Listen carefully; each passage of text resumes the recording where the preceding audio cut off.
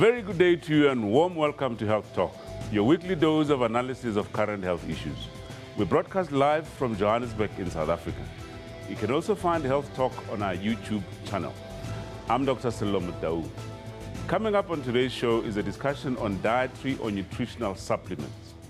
We have two special guests, a nutritional therapist and exercise physiologist, accompanied by another clinical nutritional therapist to help us understand all that is important about supplements. If you've always wanted to know whether or not you should be popping those multivitamin pills on a daily basis, whether or not supplements can help improve your athletic performance, then this is the show for you. At the end of the show, you hopefully should be empowered enough to be able to make an informed decision on whether or not and under what circumstances you should take dietary supplements.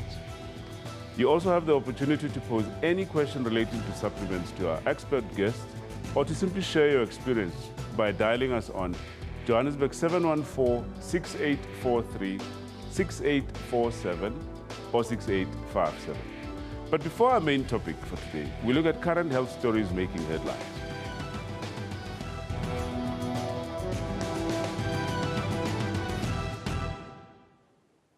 The 2014 Ebola epidemic is the largest in history, affecting multiple countries in West Africa.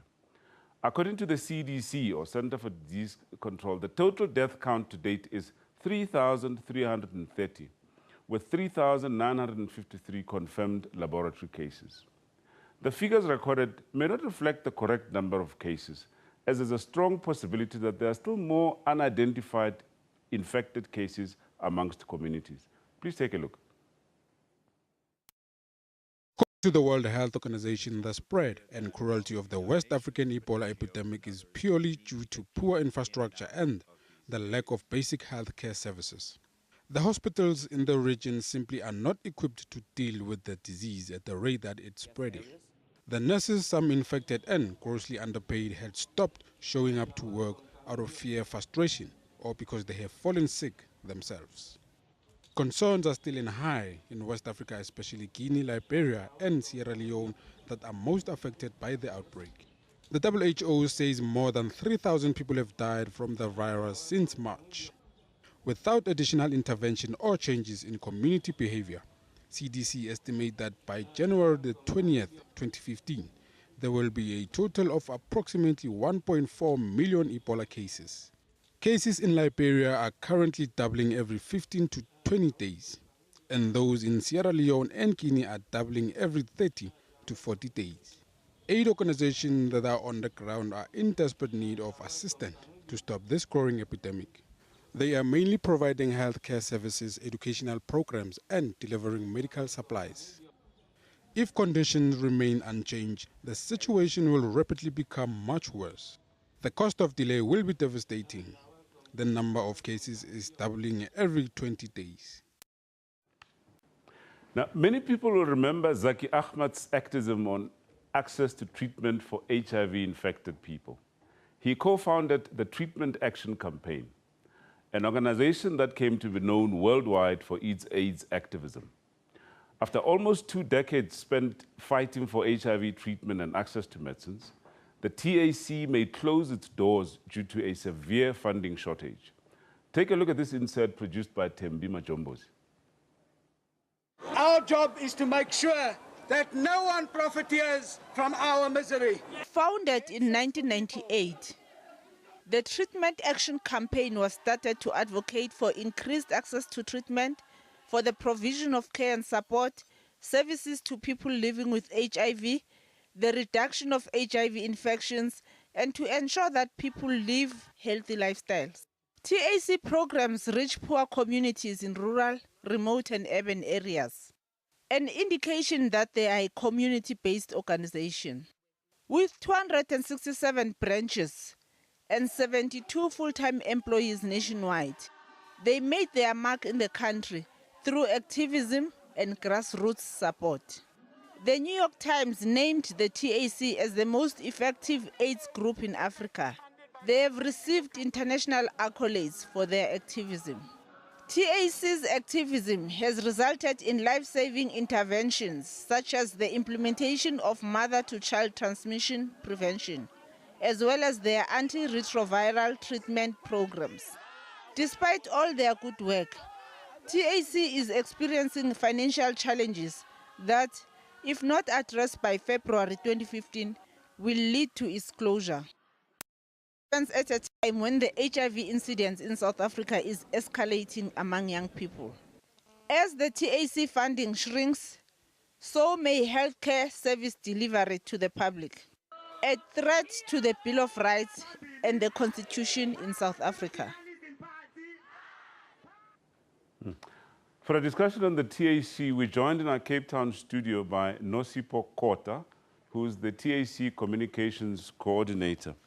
Nosipho, welcome to Health Talk. Thank you, Doc. Good morning.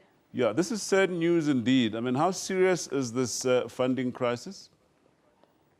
It is a very serious challenge, Doc, because we work on a 30 million a year budget, and we haven't managed to even raise a third of that. So for the next 5 months, if we are not able to raise at least 30 million, we might have to close some of the campaigns that we have.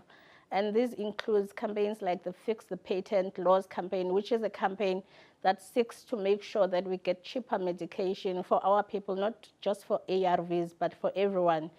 And so if we really are pushed to close, it will really affect lots of lives.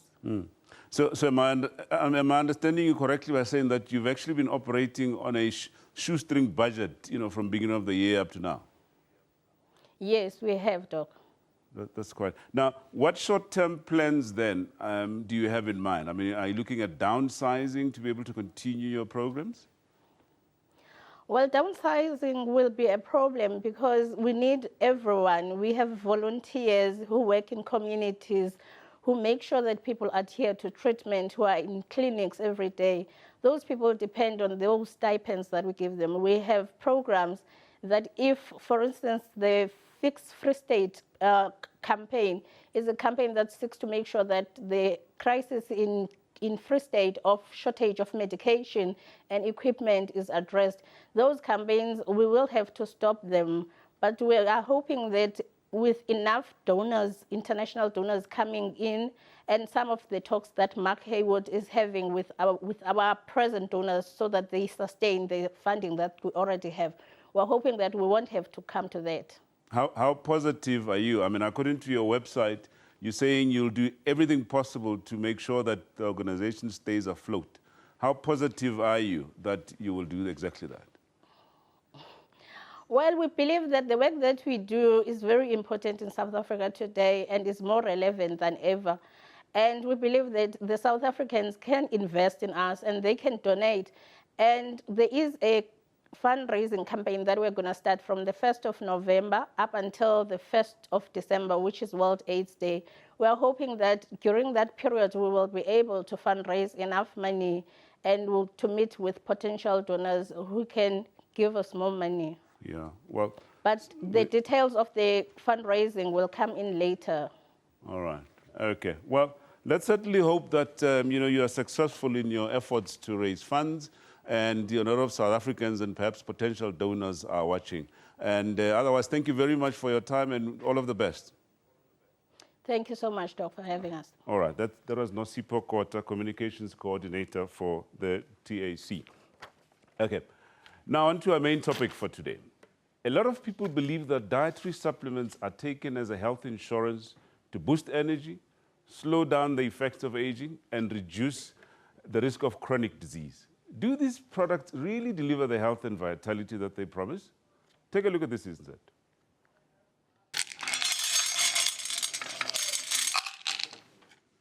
There's a lot of controversy regarding vitamins or supplements.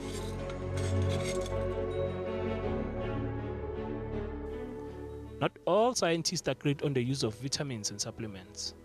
Some say there's not enough proof that these dietary supplements boost our health, so they don't recommend them. Other scientists say that looking at all the evidence, the potential health benefits of taking a standard daily multivitamin seem to outweigh the potential risk for most people. New research is prompting a fresh look at the value of vitamins and supplements. with some surprising results, indicating that too many supplements of some could be harmful. Another recent study conducted in the USA revealed that multivitamins are useless, as they were not associated with a lower mortality rate in those that were taking them. A lot of people are confused. On the other hand, we are told that during pregnancy, your body has increased nutritional needs. Pregnant women often need to take additional folic acid, iron, and calcium. Folic acid in particular helps prevent devastating birth defects of the brain and spine. Many people tend to take high doses of specific supplements in the hope of gaining health benefits, such as added protection against or treatment of certain diseases. Is taking doses higher than the recommended dietary allowance safe? Do they work? Are vitamins and supplements good for us? What should we do? Most dietitians recommend that we eat a balanced diet that provides all the necessary nutrients, including vitamins and minerals that you need for good health. Only take supplements if you have a deficiency. Make sure that you are taking the correct dose. If you think you have a deficiency, you may need additional vitamins and minerals. It is advisable to consult an expert, such as a dietitian or a doctor. Avoid taking supplements that claims to be a cure-all. Have a careful look at the label of the vitamin supplements you intend taking, and if you can't make out what the label means, ask the pharmacist to explain how much of each vitamin contains. A lot of people fall for the hype propagated by advertisement vitamins and supplements, that they are a magic bullet that will cure or prevent every disease known to mankind. Remember, not all supplements are necessary. Rather, take smaller doses of multivitamins as opposed to taking a larger doses. Okay, that insert was produced by Tamim Bogan. Now, to help us understand the subject better, we joined in our studio by two special guests. Sean Robertson, who's a clinical nutritional therapist in private practice in Johannesburg. And we also have Ian Craig, another nutritional therapist and exercise physiologist, also in private practice in Johannesburg. Gentlemen, welcome to Health Talk. Well, good morning. Thank you. All right, let's start off with the basics and define. Let me start with you, Sean. Yes. Define what, we often hear about terms micronutrients, macronutrients, vitamins, minerals. Please just... Okay, so a macronutrient Yeah. would be something like a protein, a fat, a carbohydrate, Right. water as well. Something that we use in large quantities. Microelements would be something like vitamin C, vitamin D, copper, zinc, magnesium. Yeah. Stuff we use in much smaller quantities, Right. like in milligrams, Okay. half a gram.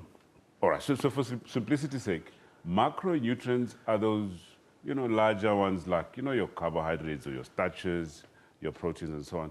Micronutrients are really your vitamins and minerals. Yes. Okay. Ian, where do we get these from?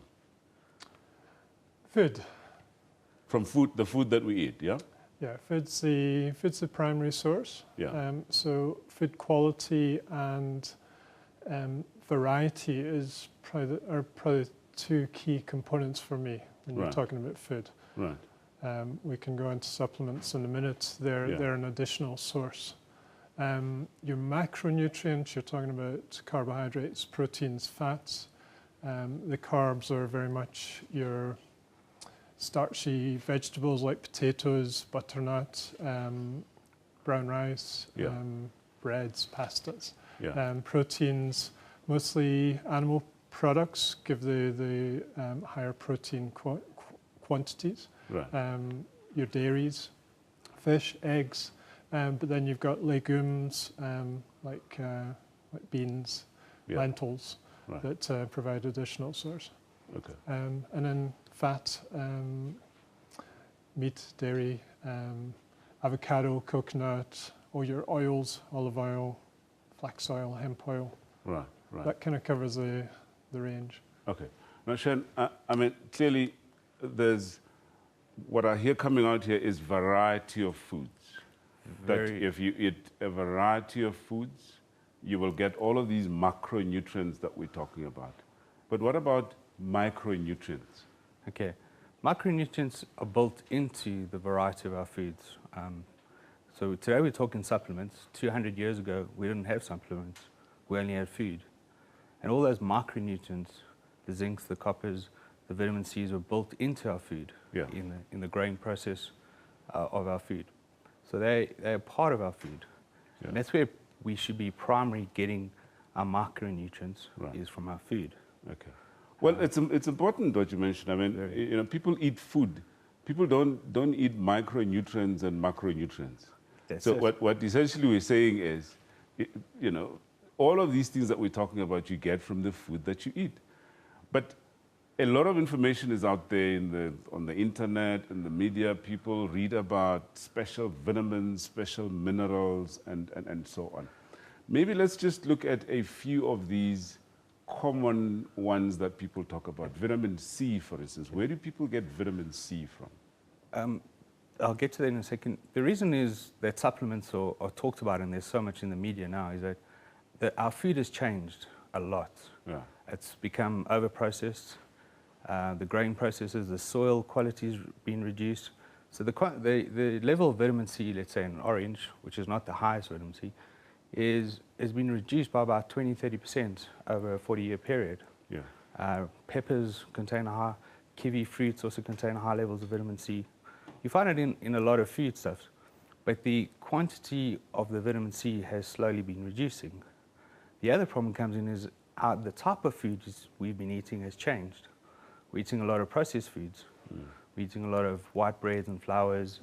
We're eating a lot of saturated fats that don't contain not only vitamin C, but the other minerals and phytonutrients, which is another category altogether. Yeah, well, you mentioned something else new now, phytonutrients. Phytonutrients. That's another term. What is that? My favorite topic. Yeah. Phytonutrients, a simple way to look at it is the color in our food. Yeah. The red in an apple, the orange in a carrot. Yeah. Basically what it is, those plants capture sunlight, which contains light and photons, and the plant processes it into those colors by filtering that light. And those become, phytonutrients is a category of basically colors that our body uses to produce certain DNA reactions, build our muscle tissue, all sorts of things. And our DNA is switched on by our phytonutrients. So our food is talking directly to our DNA. Yeah. Ian, just one last thing, before we go for a break now. There's often this concept of RDAs, or recommended daily allowances. Do you want to comment on that for a while? The RDAs were very much set up to avoid deficiencies. We used to have deficiencies like scurvy, beriberi, rickets. These are now pretty much in the past, but it doesn't mean people are deficient or suboptimal is probably the better term in these vitamins and minerals and phytonutrients. All right, let's just hold it here for a while because we need to go for an ad break. But just in summary, we're saying that all of these important vitamins, minerals, micronutrients, we get from our food. All right, we're going to go for a break. When we come back, we now look at specific use of supplements to maintain our health. If you'd like to pose a question to us, you can reach us on Johannesburg 714-6843, 6847, or 6857. Please stay with us.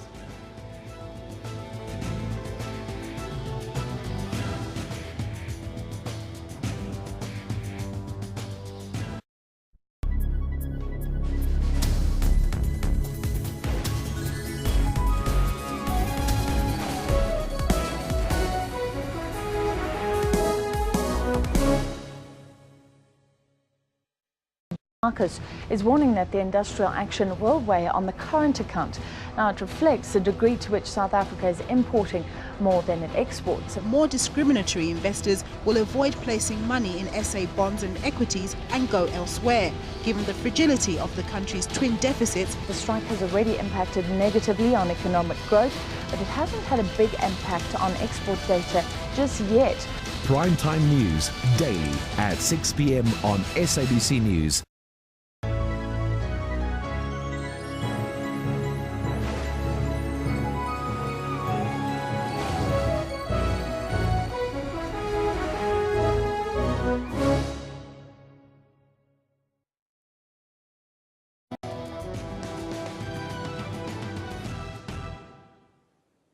Welcome back. You're watching us on SABC News, DSTV channel 404. We continue our discussion on supplements with our two special guests, Sean Robertson and Ian Craig. Gentlemen, just now we're talking about food and we're talking about these nutrients. Now, there's this concept of a difference in density of these nutrients, the so-called nutrient-dense foods as opposed to less dense foods. Please take us through that concept. I'm going to give a challenge. And go and buy a tomato from a supermarket, just a basic non-organic tomato, and then go to an organic market and buy a tomato, and then even better, grow it in your own garden with some compost, and taste the difference. You can taste it for yourself. Now, when I taste one grown in my own garden, I remember my uncle's garden when I was like a 10-year-old boy, and it's a taste that comes through the tomato or the carrot. So yes, there's a huge difference in nutrient density. No, but hang on, what are you saying now? Are you saying the tomatoes that we buy from supermarkets are not as good as the ones that you grow in your own garden? Mostly.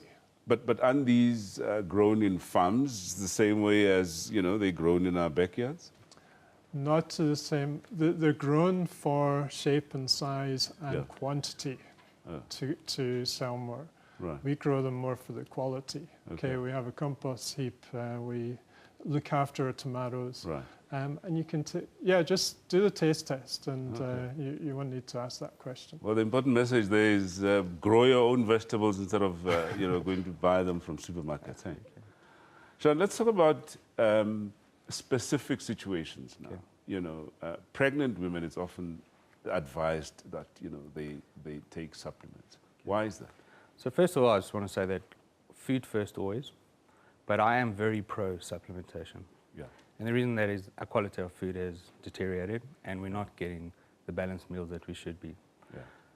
Pregnancy is a very important time for mother and baby and for future generations. So their supplementation is almost critical. Good quality omega-3 oils, EPA, DHA, good folic acid. You need a food source of folic acid, and all vitamins and minerals should be food sourced versus a chemical source or a mine source. They need to be extracted from food to be of good quality. Yeah. And a mother sort of nutrient requirement is quite high during pregnancy. Sometimes we talk about eating for two, which is not quite correct. But that's a myth, that, isn't it? It's a myth. Because I was going to come back to you. I mean, you mentioned that you're pro supplementation, but essentially what you're saying is under specific circumstances. Absolutely. Once the diet has been assessed and has been shown or proven to be deficient, isn't that so? Then we start looking at supplementation. Right. So this notion that when you're pregnant, you must eat for two people. No. And therefore, whatever you've been eating cannot be enough and you must supplement. Absolutely incorrect. Right. The problem, what happens when you start eating for two is you're increasing the calories and you're not increasing the nutrients because of the feed. So we need to look specifically at that diet and, very importantly, look at the mother, her particular DNA makeup, her particular circumstances at the time. And we need to tailor-make that supplementation for her. Right. So it's very difficult to sit out today and say every mother should take omega-3 oils when that mother is eating fish 2-3 times a day. Yeah. She doesn't need that. Yeah. And that same mother is eating tons of spinach and green leafy greens. Yeah. She doesn't need to take folic acid. Yeah. But the parent or the mother that's not, there we need to do the supplementation. All right. Yeah, let's talk about children. Very often people will talk about children being active and that, they may not eat enough and that they need to supplement so that they're able to get through their schooling and that sort of thing. Your thoughts on that? Children are obviously going through a huge growth phase, so we need to get everything right in terms of nutrition. I would ideally like to see kids brought up on a wholesome, full organic, varied diet like we've been talking about, but unfortunately they're not. You go into a restaurant and you get the kiddies menu, fish fingers instead of a piece of fish. I mean, what's that about? So we need to firstly get the food right, again, if it's dense enough with nutrients, they've been breastfed, they've been nurtured, weaned nicely, they may be able to go without supplements. But the majority, I would say, yeah, get a few basics in. A good basic low-dose multi, some fish oil, maybe some seed oils, maybe a probiotic. These are the kind of basics. But a lot of kids now have problems. Autism, ADHD, learning difficulties are becoming a lot more common. So we need to go more specialist with our supplementation, and that's where experts need to come in. All right, so generally, under normal circumstances, as long as you ensure that children have a variety of healthy foods, nutrient-dense foods, there's no need to supplement. However, if under special circumstances, only under direction of a nutritionist, can there be specific supplements that are advised, correct? Yeah, but you can do the basics, you know, multi and a fish oil. Okay, all right. We'll get back to that, okay. Now, do supplements play any role in prevention and treatment of specific diseases? We'll find out after the break. Please stay with us.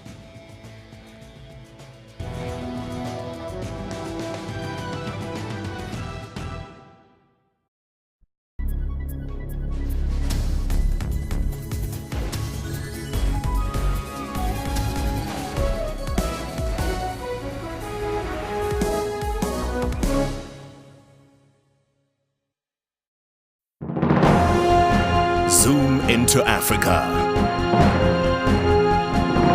This is the Kingdom of Swaziland. The leader is His Majesty King Mswati III. Swaziland got independent from Britain on 6 September in 1968. The population is more than 1 million people. One of the major languages spoken is English. Monetary unit is Lilangeni.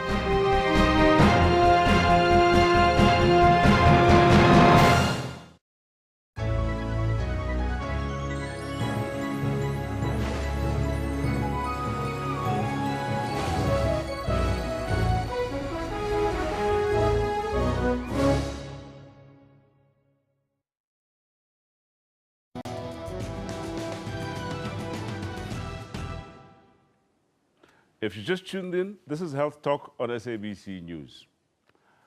We continue our discussion on supplements with our guests, Sean Robertson and Ian Craig.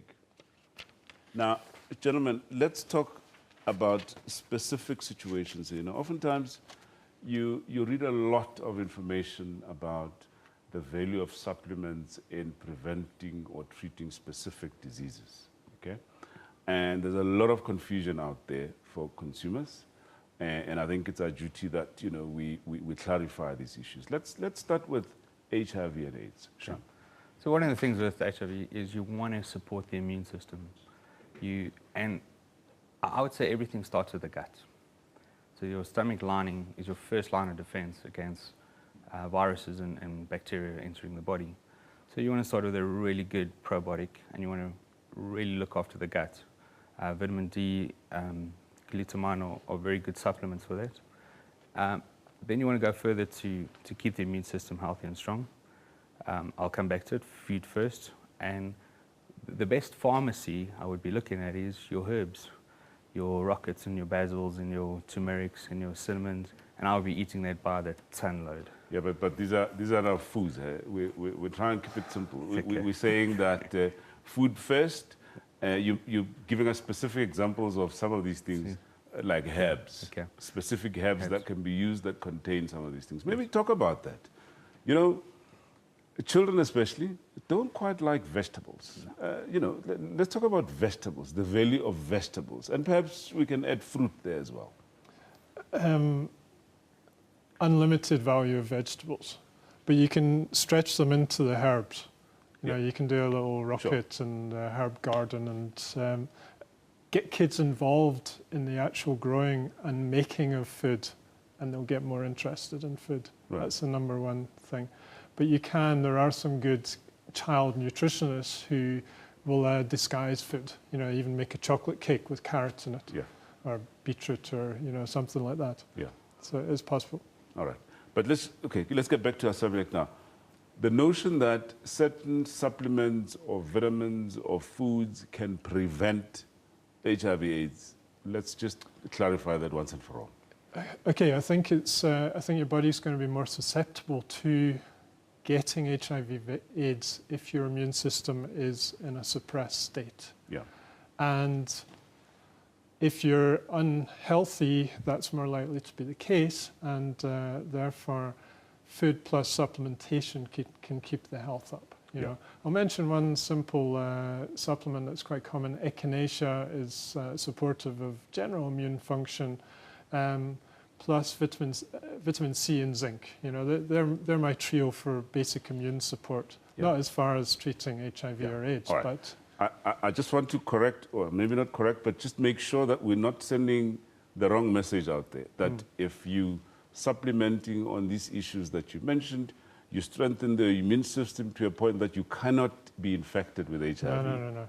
We just need to get that message less correct. Susceptible, but you certainly still can be infected. Sean, similar messages sometimes, you know, are published a lot about cancer. Okay. There'll be issues around, you know, if you want to prevent getting prostate cancer or breast cancer, you must eat these kind of foods and so on. Okay. Your comment? I would say there's no supplements or minerals, something that you can take will completely prevent cancer. Yeah. Cancer, one of the definitions or one of the things around it is the body's last-ditch attempt to heal itself. So something went wrong and the cancer is starting to grow. So you can support the body in the healing process. You can also reduce your risks of getting cancer. Almost 70% of cancers are lifestyle disease related. So if you're looking after yourself in the first place, but I'm not going to say that, you know, taking tons of vitamin D tomorrow is going to prevent all sorts of types of cancer. It's not. But it can help in the healing process. It can help in the supporting process. And good general health will keep you out of that category in the first place. Okay, very important. So a healthy lifestyle will help you, you know, protect yourself against a lot of diseases. Absolutely. Now, obesity is one other very big area. Yeah. Now, there's this famous doctor, Dr. Google, who has all of these issues that, you know, from A to Z about almost anything. Okay. A lot is out there and confuses people. Absolutely. Please, let's just talk a little bit about obesity and supplementation. Okay. So first of all, that it's very common is you find fat burners. You know, you hear all these adverts about fat burning. Yeah. And the problem with those is they stimulate your adrenal glands. They push up your stress levels almost inside your body. You might lose a little bit of fat or weight. It could be even muscle mass in the short term. But in the long term, you're going to burn out your adrenal glands, create greater stresses, and you're going to end up putting that weight back with lots of interest. Ian, what he's saying is what's contained in those so-called fat burners may not be the stuff that we're talking about, your vitamins and minerals, but there's other stuff that's added there that may not be kosher. Your comment? Yeah, I totally agree. It's they're still stimulant-based. They rev up your adrenal glands, which produce your adrenaline and cortisol, your stress hormones.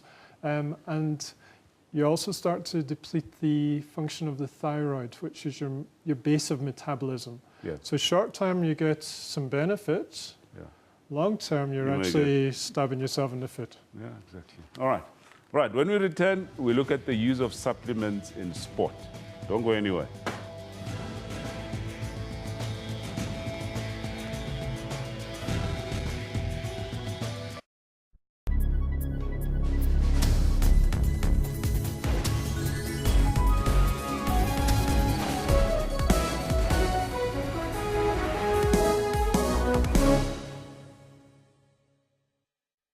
Platinum producer Lonman says it may be forced to restructure its Rustenburg operations.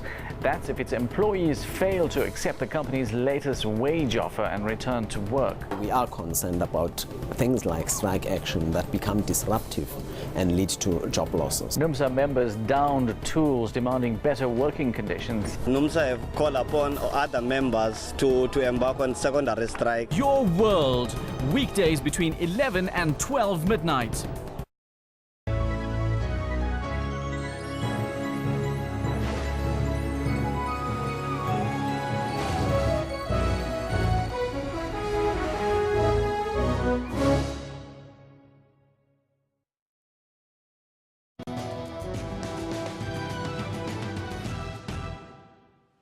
Welcome back. The sports supplement industry is worth well over 8 billion rands in South Africa, with many players in the market. Almost all athletes from recreational to elite level use some form of supplements for a variety of reasons. But there are always questions around the need and, more importantly, safety of use of supplements in sport. Take a look at this insert produced by Thando Nxumalo. Use of dietary supplements amongst athletes at all levels is highly prevalent in South Africa. Many athletes use these products in the hope of enhancing various aspects of human physiology, improve exercise capacity, and ultimately sporting performance. In South Africa, sport supplements such as sport drinks, protein powders, energy bars, energy drinks, and vitamin-enhanced waters are consumed by practically most active and sports enthusiasts. Athletes are therefore urged to exercise extreme caution when considering consuming supplements. Ultimately, athletes are responsible for the product they ingest and any subsequent consequences. Of concern is that some of these supplements may be contaminated with banned substances in sport. Sport drinks, gels, and energy bars are commonly used as a convenient dietary supplement for most athletes and active people. It is important that active people educate themselves not only about benefits but also of possible dangers associated with the use of these products before, during, and after training and during sports competitions. We need to ask ourselves, why do we consume all these energy supplements? Who do we consult before taking supplements? Are these supplements safe? Are we overdosing our bodies? Contrary to popular belief, vitamins and minerals don't give you energy. So what does your body need, and how do you boost your fuel intake correctly? How do we need to build and repair your muscles? What do you need to manage muscle cramps? A lot of runners tend to take calcium and magnesium to help reduce or prevent cramping, which is very common. Supplement manufacturers have effectively marketed many calcium and magnesium supplements for this purpose. However, how do we know that these claims are supported by scientific-based evidence? Because vitamins and minerals perform vital functions for the body, you might be tempted to think that consuming more is better. Think again. In general, most regularly active people will meet all their nutritional needs through a balanced diet. However, some athletes with low appetite levels, especially those who engage heavy or prolonged exercise activities, may not meet all nutritional requirements. Before spending money on supplements, rather seek the help of a registered dietitian who is the only profession uniquely trained and qualified to give dietary advice and prescription based on individual need. Although vitamins help the body produce and use energy, they do not provide energy themselves because they don't contain calories. Supplements also cannot be used to replace foods or make up for poor dietary habits. On the contrary, if you consume too many calories on a regular basis, you'll eventually get fat, and your ability to train and compete will decline. This happens, for example, when throughout the day you consume sweetened energy drinks instead of water, and when you snack on energy-rich bars, even on days when you are not involved in any physical activity. Equally, ingesting too much of certain micronutrients can be dangerous, which in turn can weaken athletic performance and, even worse, put your health at risk. But if you consistently eat well-balanced meals, you'll be consuming vitamins and minerals in amounts that your body needs and will have that solid micronutrient foundation that allows you to be healthy, to be able to train hard, and to compete at your best. All right, let's continue our discussion and on this very controversial subject. In fact, we were just talking now off air that we could probably do the whole show on just sports supplements. Now, maybe let's start off by looking at some of the reasons why young athletes, or in fact athletes at all levels, want to take supplements. To help them go faster, higher, bigger, There's a lot of growth enhancement that they're looking for often, right. But obviously you get speed and endurance sports, so they might want to go further or faster. Right. Maybe just there. Does this term ergogenic aids? Do you want to just explain that term for us, please? So an ergogenic aid is a substance that's been shown by science to improve physical performance of some type. Right. Bend or unbend, or legal or illegal? It's generally talking about legal things. Legal one. Yeah. Okay. And there's not many that have been proven to scientifically improve performance. Right, right. One is creatine, which has had plenty of research, and it's good for muscle gain along with the appropriate exercise. Yeah. Caffeine has been shown to be good for endurance performance, but there's genetics of caffeine, so some people actually can get them too wired. Yeah. And sports drinks have been shown to improve, time to exhaustion or your endurance performance. Yeah, but is it not really about, these things replacing the amounts that would generally be depleted as a result of the exercise to enable someone to continue doing exercise? That's a very, very good point. So when we're talking about ergogenic aids, I would say no. The research, well, there are variances in the research, but mostly these things should improve performance even if the person is well nourished. Yeah. But you've got various different things. If an athlete has a magnesium deficiency, for example, which may predispose them to cramping, and goes out and runs the comrades and cramps in the middle of it, taking the magnesium and not cramping could be seen as an ergogenic aid. Yeah. But I mean, the truth is that cramping is not all about magnesium or calcium deficiency. It's really about fatigue in most cases. Wouldn't you agree? It's part. It's a combination. The primary thing is lack of preparedness, not being trained appropriately for the event you're doing. Right. Number two is dehydration. Yeah. It's a biggie. But then we need to look at the electrolytes: magnesium, calcium, potassium, sodium. If any of these are out of balance, so not just magnesium, it's the whole electrolyte sphere. But these, what he's mentioning now, I mean, can you not get them in sports drinks, for instance? You could, but sometimes you're taking on too much sugar in the sports drinks. Right. And you're increasing that calorie intake. You're also increasing your sugar levels, which then has a knock-on effect on the insulin later on. Yeah. So I'm not a big fan of energy drinks. Yeah. I'd rather be looking at whole foods. Whole foods, yeah. Yeah. Okay. The other problem is during training, if you're training for a long time, digestion can be a problem. Right. So sometimes a protein shake or a meal replacement shake is probably a better thing to do than just taking a sugar drink. Okay. The other thing is with cramping, a lot of the times, or some of the times, it could be that there's a biomechanical problem in the body, so that we're leaning to one side or we have muscle stiffness. That's creating the cramping. Now we're swallowing tons of magnesium and calcium to overcome that signal process, and we're forgetting about the real reason is that we kind of lopsided a bit when we're running, and we're not then tackling the underlying problem. Right. So if I was cramping, I'd be careful. I'd be looking at different aspects, not just swallowing down a supplement. Okay.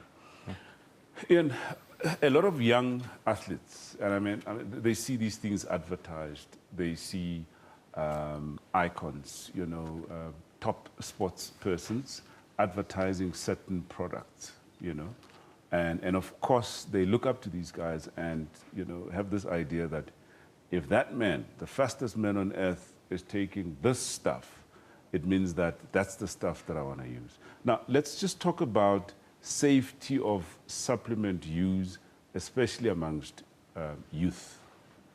Okay, so supplements, as was shown in the clip before we started, there can be contamination issues in some products. So we need to be careful with that. But that only applies to people who are being drug tested.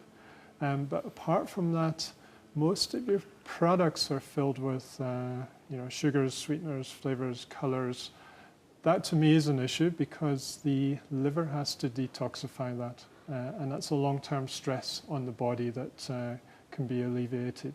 Yeah. So for me, simple, get fit right, simple supplements, such as a whey protein powder that's plain mixed into a smoothie, is a preferential meal replacement to me rather than a big black tub off the shelf. Yeah, okay, all right.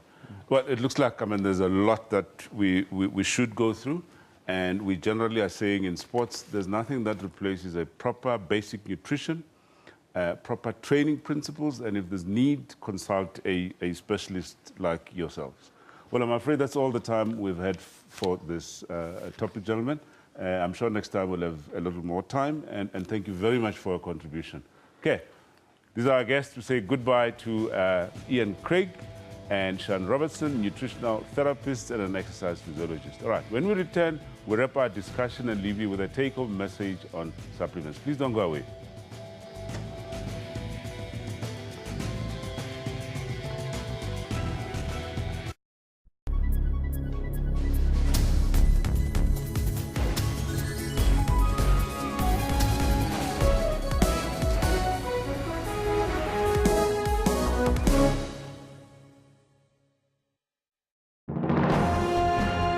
Zoom into Africa.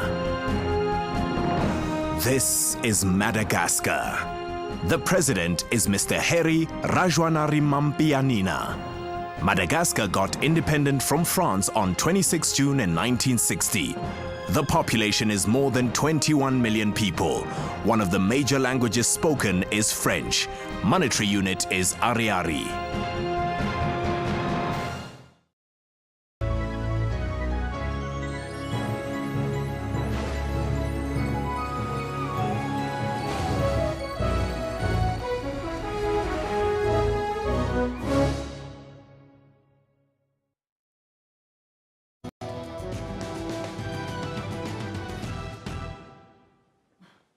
Welcome back. I'm informed that there appears to have been something wrong with our telephone lines, and we apologize for that. So it is clear that vitamins and minerals, whilst only needed in small amounts, play important roles in our wealth and well-being. It is important to remember that a well-balanced diet can provide almost all the nutrients that we require to stay healthy. Unless if you're pregnant or are following a prescription from a nutritionist or dietitian, there's absolutely no need to be taking extra supplements if you eat healthily. There's absolutely no children to be taking added supplements. Besides unnecessary expenses, there may be health and safety risks associated with use of supplements, including the real risk of contamination with banned substances in sport. If you're an athlete, rather than risk your career by taking supplements, consult a registered nutritionist for advice on nutritional strategies that will meet your training needs. Now, for more information on these issues of nutrition, you can contact the Association for Dietetics in South Africa. Their website is www.adsa.org.za, and you can call them on Johannesburg 651 5000. If you want to see a position statement on supplements in sport, you can contact the South African Institute for Drug-Free Sport on their website, www.drugfreesport.org.za, or you can call them for any questions on supplements or something that you're not sure about on 0861 072 437.